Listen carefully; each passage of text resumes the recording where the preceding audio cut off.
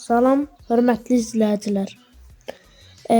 Bugün ilk videomu çəkirəm.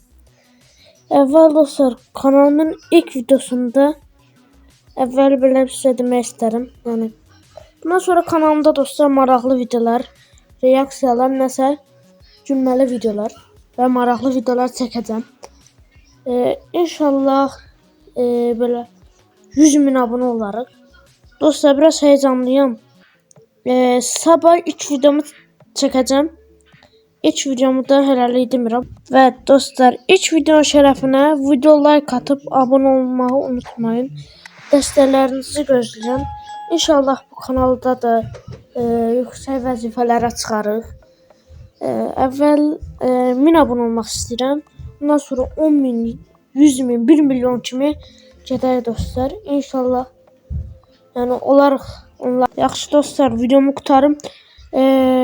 Sabah təzə video gələcək. Ona gedib baxarsınız.